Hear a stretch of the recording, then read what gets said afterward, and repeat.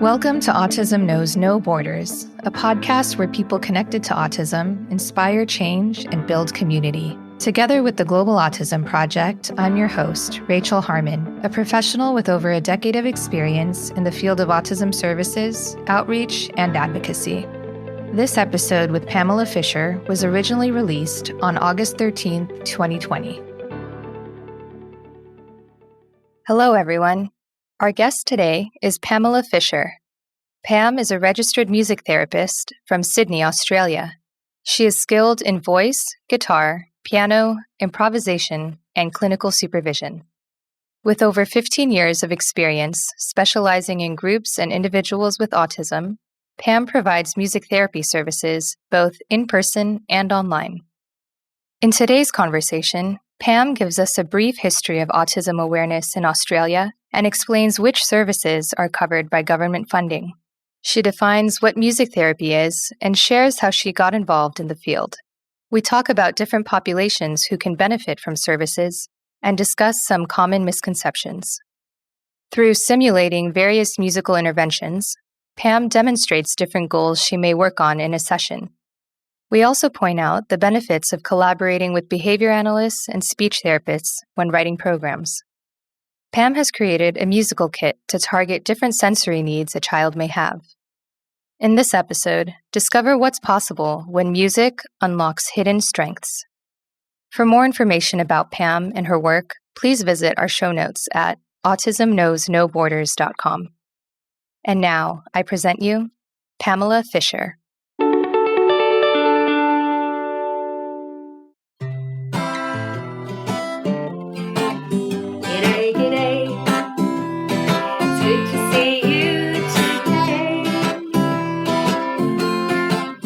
G'day, g'day, it's good to see you today.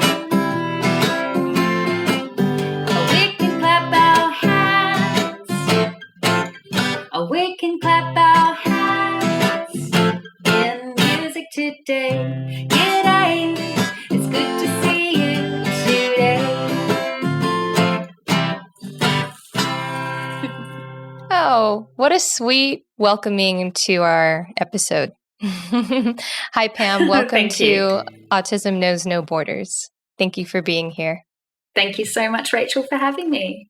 Let me just say, your voice is so beautiful. Oh. I just got the chills listening to you. It's so soothing. Oh, aren't you lovely? I'm excited to share the world of music therapy with our listeners. First, let's start with how autism is understood in Australia. Okay, well, I guess autism in Australia has been fairly in line with that of the more developed countries such as the USA and UK. Before 1984, funding was very much limited into the services that were outside of school funding programs, and therefore parents with children with autism or any kind of disability for that matter were left responsible to fund services such as speech therapy, occupational therapy, and of course music therapy was still very, very new in Australia at that stage and still finding its feet. Yeah, so there's just been a growing awareness of autism in general. Yeah, absolutely. After this time, after 1984, when our Labor government Prime Minister, Bob Hawke, he introduced Medicare, where the federal government funds health professionals, including doctors, allied health professionals and psychologists through Medicare funding. So basically this funded private healthcare settings, which are run as businesses. So in 2008, the federal government launched a funding program that was called Helping Children with Autism, or otherwise known as HAQA. That funding basically provided a capped funding for diagnosis and assessment of children under the age of 7 and using Medicare billing. The HAQA funding also included intervention funding. So that kind of funding, HAQA, has now finished because we have recently, well, when I say recently, it was in 2016 that a federal funding body happened, which was the National Disability Insurance Scheme, otherwise known as the NDIS. So basically the NDIS scheme's purpose was to deliver care and support for the life of people with severe and profound disabilities. using an individualised and lifetime approach, including accommodation and day programs, allied health professionals such as myself, and access to support workers and transport, respite, and as well as assistive technologies to help with communication. Wow. For life.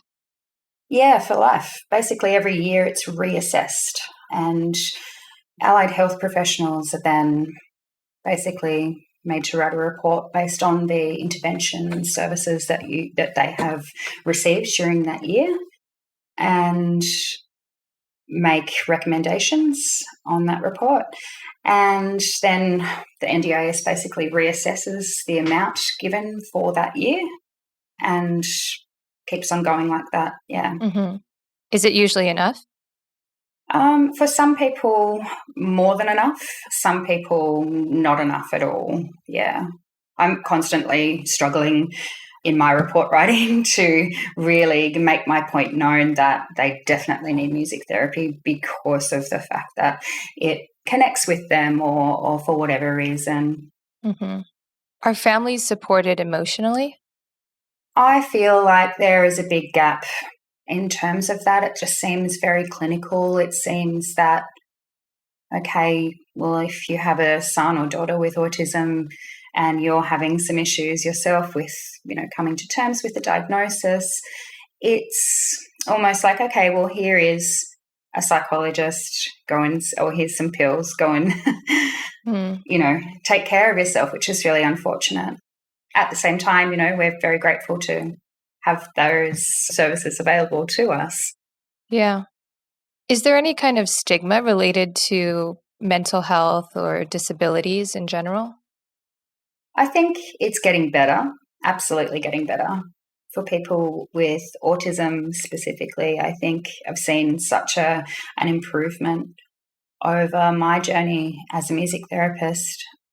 And the fact that the NDIS is here, the National Disability Insurance Scheme is here, it's really brought so much more awareness to people with a disability and accessibility being a number one factor in everything that we do here. So even to the point where there's operas now made specifically for children on the spectrum or children who have a disability. So, yeah, I believe it's getting better.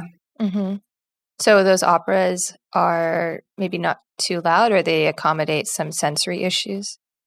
That's right. And there's also these beautiful music days that have the Sydney Symphony Orchestra come to a specific event where children with autism go to, and they get them involved. So it's almost like music therapy, but sometimes it gets a little bit chaotic and loud. So a lot of the children arrive prepared, and their amazing teachers have told them that it's going to be loud, so you may want to bring your headphones or whatever. So it's I think it's well received in that sense. That's really cool. Okay, Pam, tell us about your background. How did you start working with this population? Well, I guess I've been a jazz singer, since I was 15. And I wanted to do music all my life and wanted to sing all my life, and went to uni and completed my Bachelor of Music. And singing as a lead singer in various bands across Sydney and New South Wales. And I kind of came to a halt and thought, what am I going to do? I can't be a singer for the rest of my life. I'm not up there with the greats.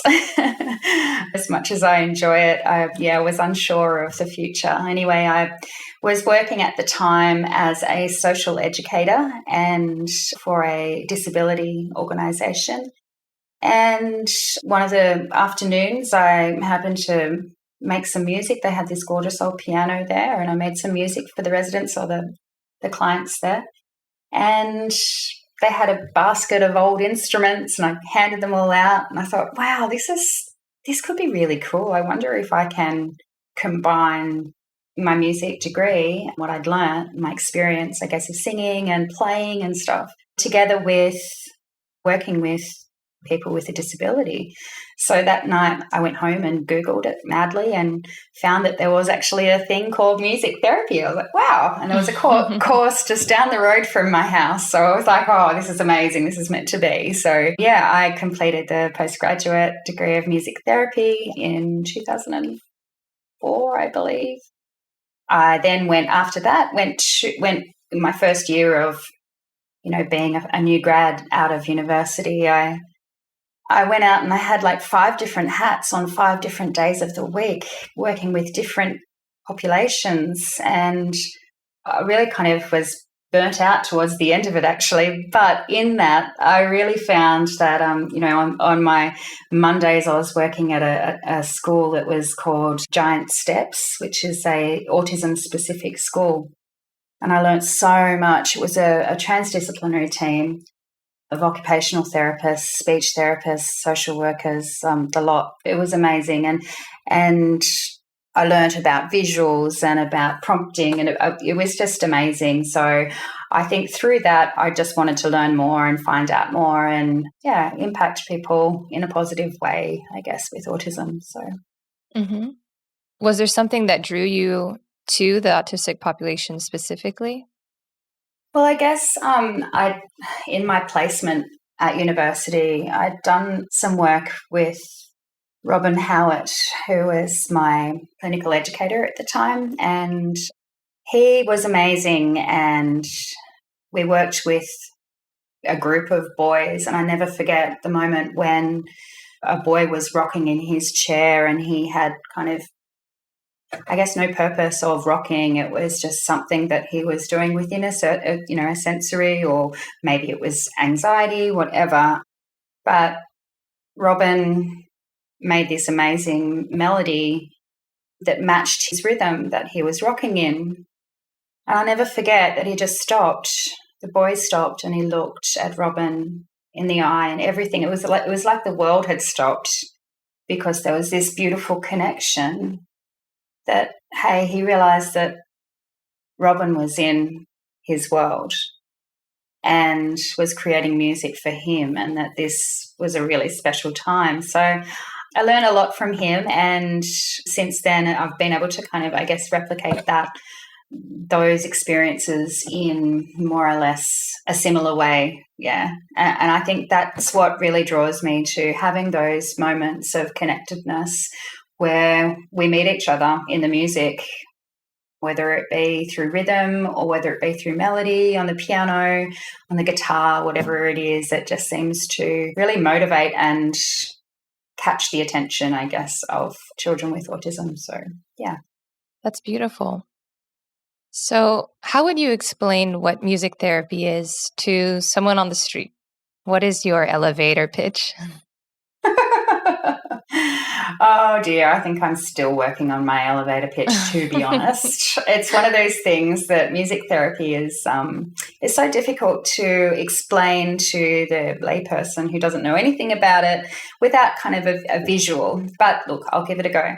So look, I think that music therapy is the planned and creative use of music, obviously improvisation, or, a piece of music that's already been written and used for non-musical goals. So it may be for the well-being of a person in palliative care. It might be for communication goals for a child with speech problems, or it might be social communication for a child with autism. So, yeah, we work on non-musical goals, non-educational goals, and we're not entertainers, I guess. Yeah, well said. For listeners who don't know, I did a music therapy program in San Francisco, California, about 5 years ago now. It was kind of an extended program because I just took my time. But I finished my coursework and now just need to complete my internship hours. Can you talk a little bit about the requirements to become a certified music therapist? Yeah, so ours is a little bit different over here in Australia. We don't sit an examination, a board certified, is that what you said it was? Board certified exam? Mm-hmm. Yeah, so ours is all coursework. So it's 2 years postgraduate where you have pretty intensive placements. So when I did it, it was 2 years and it was classified as part-time, but there was no way in the world that I could work with anything else or do anything else during that time. It was definitely a full-time course. But I guess in terms of their way of putting it, it was part-time. So yeah, we have 640 hours of clinical placement to achieve before we become a registered music therapist. And to become a registered music therapist, we need to not only do those 640 hours, but register then with the association, the Australian Music Therapy Association. So yeah, they're bound by a code of ethics, and each year we have continuing professional development points that we have to gain and continue in order to keep our currency of our registration. Mm-hmm. Yeah, the difference with the US is that there's the coursework, which you can do in undergraduate in some programs. Mine was an equivalency program. So since I already had a bachelor's degree in psychology, I did an accelerated program for 2 years that gave me the equivalence of another bachelor's degree, but this time in music therapy. Right. And then from there, people can go do their postgrad and master's in music therapy. But we have to do 1,200 hours of field work. Wow. So 300 in school while you're taking classes, and then afterwards 900 with a supervisor in a specified setting, and then the board exam, and then also the continuing education credits, like you're saying. But in the US, they usually require people to have a music degree before. Yeah, same. So mine was one of the few that was accepting applicants who had degrees in something else, like some other kind of social science. So that's why I went with that school. Right. Ours here is a little different. You can come from an education perspective, or I knew a nurse who became a music therapist as well. So as long as you meet the needs, the criteria of the, grade 8 of piano skills, as long as your skills were up there, I guess, and you also had a degree in something that was kind of relevant. Yeah. Hey, Rachel here. I'd like to thank one of our listeners, Izzy0826, for reviewing the show on Apple Podcasts. They said, "Thank you for having conversations that will help people grow and think beyond stigmas and misinformation. Thank you for the kind words. 5-star reviews like yours help us to continue spreading autism awareness and acceptance around the world. If, like Izzy, you're finding value in Autism Knows No Borders, please leave us a review wherever you get your podcasts." And now, back to the conversation.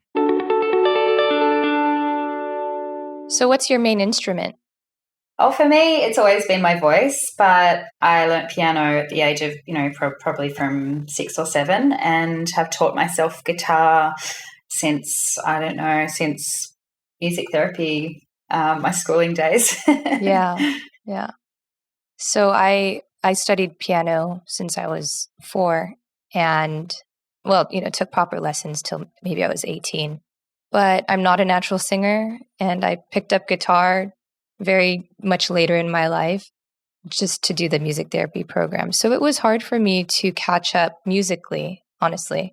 Like just playing piano wasn't enough. You have to be able to accompany yourself singing. 100%. And look, Rachel, I had to audition to get into the course that I went to. And the first round, I didn't get in because Robin Howard, the man that was the clinical educator, he said to me, "I think you need to go away and learn how to improvise. Get better at your musicianship, your skills on the piano, instead of just reading music, be able to feel it, be able to take off with it." So I spent that year just going hard at it. I just wasn't going to give up. So I knew it was something that I was really passionate about. So yeah, I did that. But it's I think it's very important to have those skills, not only the improvisation kind of skills, but just the ability to stop, listen, to create something on the go that suits the needs of the child or the individual that you're working with at any time, Right. What are some common misconceptions about music therapy? Oh, look, I've had a few. So you're a sound therapist, or you work with tomatis, the headset recordings that kind of manipulate different frequencies, if you like, that you're listening to improve spatial awareness or whatever it may be. Also, I've had a lot of people, I guess, think that music therapy is just playing music, and that I guess then that they might think that, I don't know, if I can listen to some music on my iPod or my phone or whatever, it's totally fine. It's my music therapy and I don't need a music therapist. Yeah, I've heard that too, about just being the person who presses play on the music player. Or even someone said, "Oh, music therapy. Well, I'm a singer and I have something wrong with my throat. Can you help me with that? Like something physical?" I'm like, that's not really what we do. No. Can you talk a little bit about the importance of the therapeutic relationship between a music therapist and their client? Yeah, I guess building a rapport is number one. It's paramount to everything from the get-go. So building that rapport and getting to know each other and getting to know their likes, dislikes, strengths, weaknesses, knowing exactly what goals we're working on. That therapeutic relationship can really bring about some change if the foundations are right, if the foundations have been strong from the get-go. I find that therapeutic relationship within music is not only about playing, but listening as well. Listening, whether they're talking, whether they're humming, whether they're playing any kind of instrument. It's really about silence. Mm-hmm. Yeah, so you mentioned earlier that a lot of different people can benefit from music therapy services. So could you give a few more examples of the different populations? Yeah, sure. So, look, you can work across the lifespan, whether it be from neonatal units within hospitals and their parents, to working with children or adults with disabilities, to working with geriatrics in nursing homes. It really is across the lifespan, because music, it's a universal language, as we know. Everybody loves music, generally speaking, and everybody kind of really innately responds to music, whether it be tapping your foot or singing or humming or whatever it may be. I think we all have the innate musicality within us to participate in music. Yeah, and I will also add, one of the populations I did one of my field works with is one that people might not really think about, and it is the acute psychiatric population. So I was working at a clinic, an inpatient clinic that I think maybe had 25 beds, and there was a on-site music therapist there who was my supervisor, and she would organize these drum circles. And it was really cool to see how people connected. It was like a support group, but through music. Some people who may not feel comfortable expressing what's going on with them through words might feel more comfortable doing it through music. And there was also a component of lyric analysis where the music therapist would play a song and people would go around the circle and talk about what stood out to them. And it's a different way of expressing yourself also, because it's kind of showing the music therapist maybe what you're focusing on. And from that, you can kind of talk about it and go a little bit deeper to help them heal with whatever they're going through. Yeah, absolutely. I think songwriting is a beautiful way of doing that as well. I did a support group when I was living in Singapore in 2006 to 2010. I facilitated a support group actually for cancer survivors. And we did a lot of lyric analysis and drumming circles as well.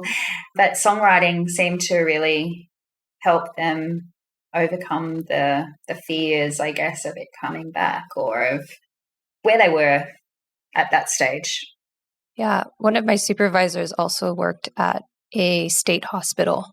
So, using music to help determine if the person was clinically insane or not, Oh, wow. and if that person was able to stand trial. So, it just kind of shows the wide variety that music therapy can be used with. Yeah, absolutely. Amazing. My employee, actually, she's just about to start working at a rehabilitation hospital, and she's going to start a stroke victims choir. And she's also working closely with a speech therapist as well. So it's very much on the neurological kind of medical setting, I guess, in that sense. Right. Can you share some examples of goals you might work on with your clients? Sure. So, look, there's cognitive goals, for example. It might be sequencing memory or one or two or three step instructions. So these goals are, for example, sequencing. It might be I might be singing Somewhere Over the Rainbow, for example. Can I give you an example? Yeah, please. All right. So if I'm singing Somewhere Over the Rainbow, it might be to help them slow down, but at the same time reach them their goal of sequencing, being able to follow a sequence of instructions. So I would use some chimes, which I have here. Somewhere over the rainbow way up high, there's a land that I've heard of once in a lullaby. So with that, I'm not sure if you could hear I was tapping my knee at the same time, like in the break. Mm-hmm. So what I would do with a child working on something like that is I'd get these chimes out on the ground in an order, and I'd get them to tap the floor in between so they could feel the rhythm of the song, of how slow it's meant to be. Mm. And so they knew exactly when to hit the next chime. So that whole idea of sequencing, coming down the scale, being slow, being rhythmic, and getting them to follow the instructions given. So, yeah. Mm-hmm. Right. And how is this generalized to their everyday life? In schooling, obviously you've got to read books, you've got to be able to follow one or two step instructions, you've got to be able to follow any instruction at all, really. Mm-hmm. So in order to do that, if they're struggling with memory or struggling with those instructions given, this is a really nice and motivating way to kind of be able to reach those goals and then obviously transfer those skills across. So in terms of transferring those skills, it's really important to tell the parents or have the parents within the room, and then also for them to tell their teachers, tell whoever it is that's working with them, to continue singing, continue doing this. Oh, such and such has been doing this in music therapy and it's proving to help with his sequencing or whatever it may be. Mm-hmm. Yeah, so I think the lines of communication between allied health workers, whether it be the speech, occupational therapist, and the educators, obviously, and the parents, is really, really important. I've just given you one example of goals, but I can kind of go on. Yeah, could you give us another one? Yeah, sure. So, look, obviously there's social goals like turn taking and waiting and eye contact, body language, levels of energy, and learning how to read a room in terms of what's appropriate behavior and what's not. Yeah, appropriately respond, I guess. Communication goals, such as both working on receptive and expressive language, and also working on targeted sounds, which may be b, p, d, la, g, for example. But obviously working with a speech therapist is so good because then you can kind of really focus on the sounds that need to happen in order, I guess, in developmental order. Mm-hmm. Also, there's, physical goals such as gross and fine motor skills and coordination of left and right and finding their internal rhythm. Mm-hmm. I usually start every session with playing the drums. After a greeting song, for example, we would go into using some drums to ground the child, to get them really ready to feel their own rhythm. So I might set up 2 drums, and it might be a big drum and a small drum. So I would play something like listen, listen to the drums. Listen, listen to the drums. Listen to the small drum. Listen to the big drum. Listen, listen to the drums. Listen, listen to the drums. Something like that. That's, we might go quiet and play very quietly. And play fast, loud, getting them used to being loud, being soft, and bringing that awareness to the dynamics. Yeah, and the motor skills too, that gross motor movement. Yeah, absolutely. Mm-hmm. Yeah. And having left and right, I might say, just play with one hand, your left hand, just play with your right hand. Now play with both and go fast. Mm-hmm. Yeah, the cool thing about music therapy is they're working on all these skills while having fun. So they're more likely to stay in the room with you. I mean, if you've already established that therapeutic relationship, like it's a fun thing that they're looking forward to. Yeah, absolutely. And, I've got some kiddos that really like some cool pop music, and, arranging different types of music is, to work for them. They might introduce me to some music that I've never heard of before, but I work on it and go, okay, let's do this within this, let's play the tambourine in this part, but let's do some bells in this part, Mm-hmm. depending on their, level of functioning and where they're at. But yeah, it's great fun. Mm-hmm. I think I often have too much fun in my job. Could you talk about how you use improvisation in music therapy? Yeah. Look, just last week I was working with a young man. He's about 17. He was telling me that he just absolutely hates going grocery shopping. He hates it. I hate it when I get to the aisles and there's people everywhere and I can't get what I need to help my mum go shopping. And so we ended up writing this grocery shopping blues. It was, I got the grocery shopping blues and I'm feeling it today. Something like that, I got the grocery shopping blues.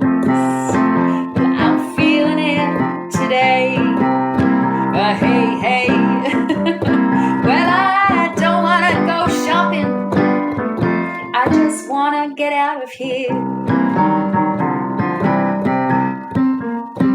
Something like that. Oh, I love it. I think just working in the moment of, okay, so what are we going to do about that, Mm-hmm. And we identified different parts of the shopping. It was a really visual experience, I guess, going through different parts of the grocery shop, and what we usually need to buy and what, where the issues come up. Is it the noise? Is it the too many people? They're all chitter-chatting all the time, So I really felt for him because I'm exactly the same. I hate grocery shopping. The Blues is such a great song to write to. I remember when I was doing a field work at a children's hospital in Oakland, my supervisor would write songs with the patients, these little kids who had been in the hospital for maybe weeks, and it was called the Hospital Blues. Yeah. So it's a great way to just let it out and feel validated. Yeah. Absolutely. Talk about it and really experience the emotion of it, but in a very supported way, I guess. Yeah, supported and fun kind of way that it allows you the freedom to explore it. Right. Do you do any family-based services where you'll get the parents to come into the room also? My clinic days, the majority of my clients' parents come in, and I kind of request it, really. I would prefer it if they came in, because it's not only about the child, but it's about the family and about how they can help as well at home. And as I touched on before, about transferring those skills within the home or across all environments, And often we'll discover these things together. Often something will come up. It might have been in a meltdown, for example. In the music room, it might be, the child might be melting down and, crying, coming in really highly aroused and can't seem to come down and bring down. And it might be just in the safe space of mum and myself squeezing the child, giving them deep pressure and squeezing the child to a really simple kind of tempo, I guess, at your heartbeat. You want to be that really slow and grounded heartbeat, measured response for them to slow their breathing down, slow their heartbeat down, and listen and get squeezed as well at the same time. So using music, I guess, to made up little songs that I often do about, squeezing. And it's often in those moments that I guess mums and dads and whoever the caregiver is realise that how important it is and how accessible it is to themselves, being able to sing something as simple like a little ditty, whatever it may be, just to really use their own voice in these times of, uncertainty and really like those struggling times, Yeah. So, Pam, you've also started your coursework to become a registered behavior technician.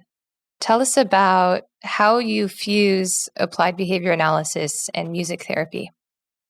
Well, look, I'm still learning. I really wanted to, when I went to the Global Autism Summit last year, which I'm sure you want to talk about later, I really was very, very much taken by behavior analysis, and I wonder how I can find this sweet spot between, music therapy and behavior analysis, because they're almost two polar kind of different things, really. One's very expressive and creative and whatever, and behavior analysis it's a really measured approach to achieving functional learning or capacity, and I guess finding that sweet spot, I guess, with where I work at a school. It's called Woodbury Research and Education, working with BCBAs and RBTs. It's a really great place because within the school, they identify the goals very, very clearly, and as a group, as a team kind of thing, team approach. I'm really enjoying, I guess, seeing how these kiddos can kind of get their functional life skills improved, I guess, through ABA, but also seeing how music therapy can approach their flexibility and work on their flexibility and non-rigid kind of way of being in any type of setting. It's about really letting go and experiencing a moment of connectedness. But at the same time, I can see learning goals as well as, all of these goals that might be presented to me from the whole entire team. And then how I implement those creatively seems to work for these kids, because it's so motivating. Music is so motivating. It's fun. It's exciting. It gets them laughing and humming, and some even talk, which is a really big achievement, I think, for them. Yeah, I love that sweet spot that you're talking about between ABA and music therapy. Can you talk about how you collaborate with speech therapists on communication goals? Yeah, sure. So during every school holidays or vacation, the speech therapist that I work with and myself, we facilitate holiday intensive programs that focus on both speech therapy goals as well as developing social goals or social skills. There are usually 3 to 4 groups that attend for a week for about an hour each day, and these groups are placed together based on their age and as well as their matching kind of abilities, if you like.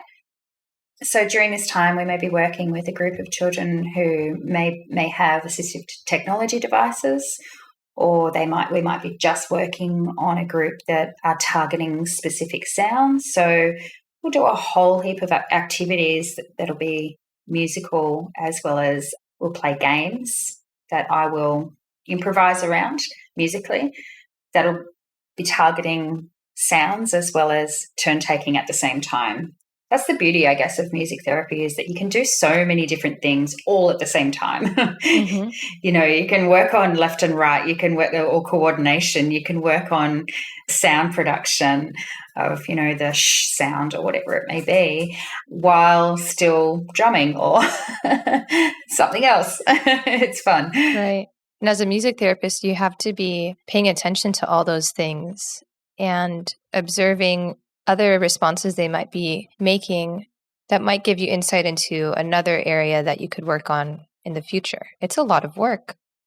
It really is. A lot of processing time goes on within the session and after the session. So I think it's really important to always debrief with whoever you're working with. If it is the speech therapist, we often work together, not only in the holidays, but with clients together on a weekly basis. So we always meet prior to the session and then after the session to completely debrief and work on the plan going into the next week. So yeah, definitely a lot to take in during the session as well. Yeah. What have you noticed about music therapy and sensory needs? So last year I found myself working with many children with sensory processing disorders on top of an autism diagnosis. So I found that when these clients came to me, often they would present as being either sensory seeking towards specific instruments or completely sensory defensive. So I needed to find a way to transfer these skills, the skills that they had learnt to overcome these sensory needs, in other environments such as the home or within their school. So in mid-2019, I consulted the speech therapist that I work with as well as an occupational therapist to understand more about how and therefore what instruments would be most ideal to target specific areas of the sensory processing experience.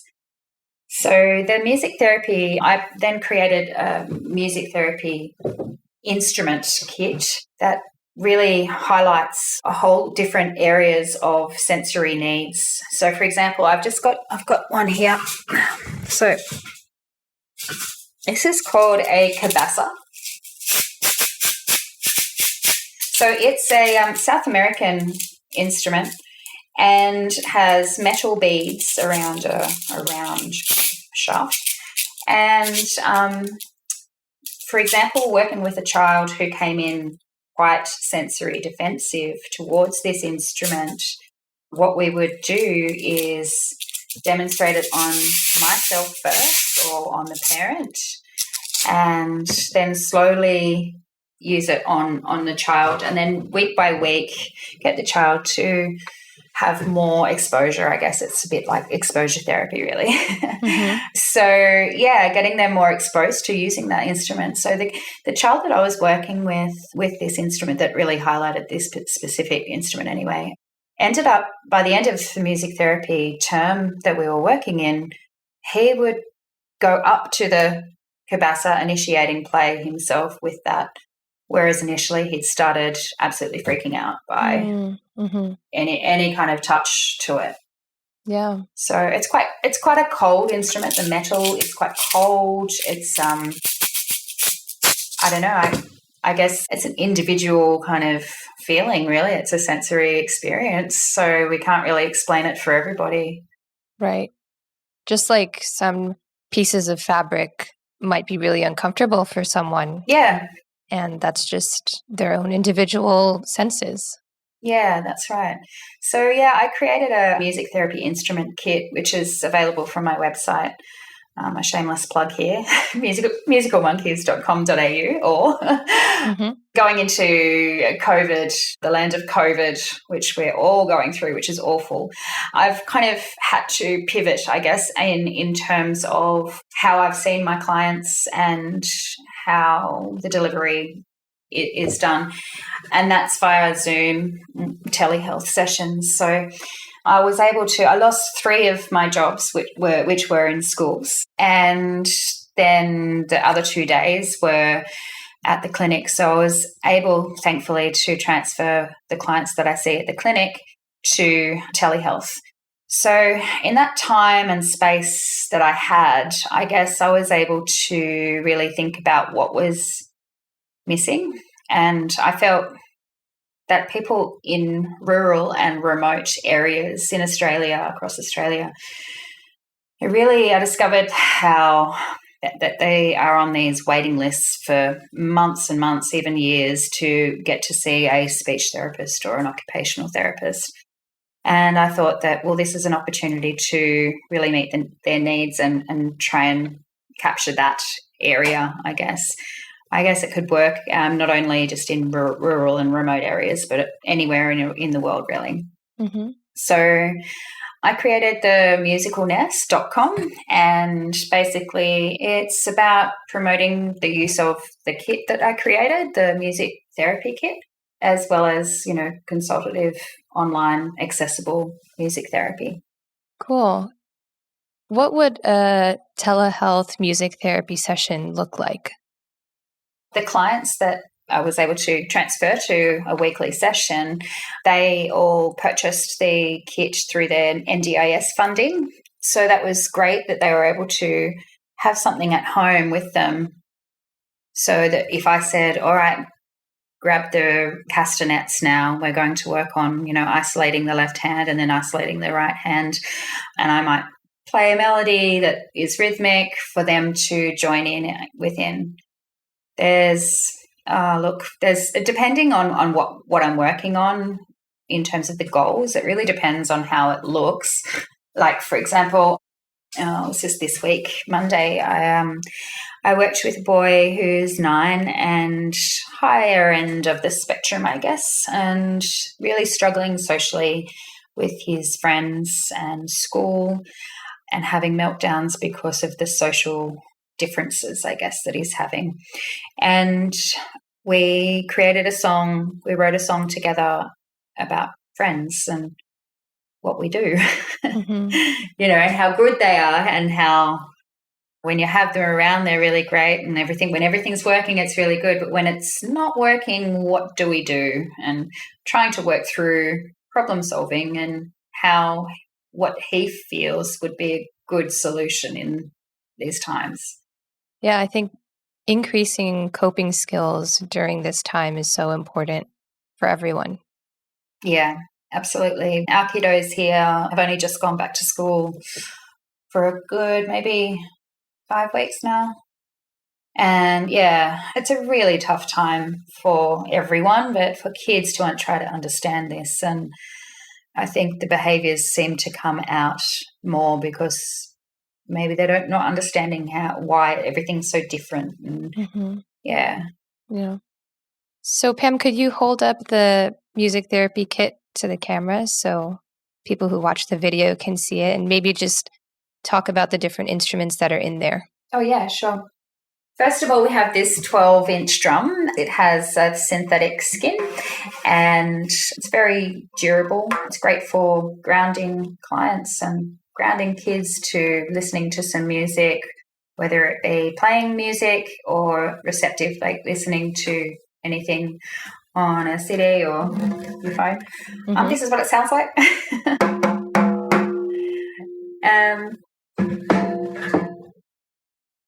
Then next we have the castanets. really great for left and right, isolating your hands, also for coordination and strengthening fine motor skills. Mm-hmm. Then we have the kibasa. And look, I think I kind of spoke enough about that before, but really great for sensory needs. We have the guiro. The guiro is also a wood block, so it has two tones to it, or two sounds to it. One, the tick-tock, which is, or the other, which is the scraping sound, which is the guiro sound. They're good for, I guess, really pinpointing rhythm. Mm-hmm. As a wood block. It's like really defining the rhythm, but also really getting a different kind of color or a timbre to a sound within making music together. Then we have these shakers. Mm-hmm. They're different weights, so they have different weighted beads within them. The blue one is heavier and the yellow one is lighter and softer kind of shake. I'll just give you a demo. Here's the blue one and here's the yellow one. Yeah, you can hear that. So, yeah, it's nice. It's a nice way to get them involved in creating the music and how they want it to sound. And then also there is this lovely rain stick or rainmaker, you may know it as. But what I like about this is that it's clear, so you can see these beads. It's a really nice way to calm down a session if they've been doing some big gross motor activities, and then coming to an end of the session where we can look at this and sing about calming down, and then I'll get them to turn it over and it's calming down. We have a kazoo, which is really great for oral motor skills.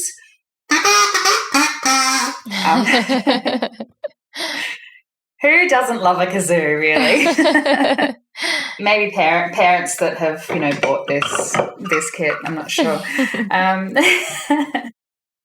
They're all really great sensory and goal-related instruments that, are available on my website. We'll put a link to that in our show notes so people can go check it out. Which one is your favorite instrument? Oh, by far, I think the kibasa. Oh, yeah. Okay. Yeah. Changing topics, Pam. Last year, you attended Global Summit in Bali, which was our first annual international conference. Of course, unfortunately, we aren't having it this year, but hopefully next year or sometime soon. That's actually where we met. We were staying at the same villa. Yeah, you were my villa mum. So what was that experience like for you attending Global Summit? Look, it was fantastic. It was amazing. So the Global Summit was my first experience of being involved with the Global Autism Project. I'd heard about it and wanted to go and volunteer, but it just wasn't within my reach, I guess, at that time in my life. But this came up, this Global Summit, where it was only in Bali for me, obviously very close. And so, having 3 kids and taking off to Bali by myself for a week of professional development was, an absolute dream come true. I couldn't get out of Australia quick enough. So the whole experience really, really was fantastic. It taught me so much. A great deal, obviously, about behaviour analysis, and obviously made me seek more education in that I learnt so much about a lot of things, really, but clinical supervision being one of them, dissemination, the work that's being carried out all across the world that Global Autism Project do. But most importantly, I think I can speak for many people who attended the Global Summit, was that I learnt so much about who I am as a clinician and as a leader, as a human on this earth, about what my strengths are, my weaknesses are, and how I can, I guess, where I see the strengths in myself, how I can lean on others and use other people's strengths to get the best outcome for the clients that we serve. So, yeah. Yeah, wonderful. I hope we can see each other again soon at the next summit. Oh, me too. Me too. I really, really look forward to a drink on a balcony somewhere. So, Pam, I'd like to close with one last question. What advice would you give to caregivers who are looking to incorporate music into their child's lives, but maybe don't have access to a music therapist in their area? Well, look, I think that ultimately everybody has music within them. And I think culturally, everyone's music is really different. So I think that even highlights their own strengths even more because they know their own culture so well. But everyone's born with a heartbeat. Everyone's born with a voice. Everyone's got the ability to use these skills, these, beautiful skills to reach and connect with their own child or with others. I think, if there aren't music therapists around there, I think you really have to be able to use your own skills. Yeah, or they can look you up on, what was that website? themusicalnest.com, yeah. Yeah, because you are offering remote services, so it's great to give people access who might not otherwise have the opportunity to. Yeah. Thank you, Rachel. All right. Okay, Pam, well, this has been so much fun, and you're really motivating me to pursue this side of my career. So thank you for that. Do it. Okay, so at the end of every session, we usually do a goodbye song. So we're always sitting in a circle if it's a group or just individually at the piano or wherever. I just want to say it's not my song. It's not my own song. Someone else wrote it. That's all right. But it goes something like this. Oh, it's time to say goodbye.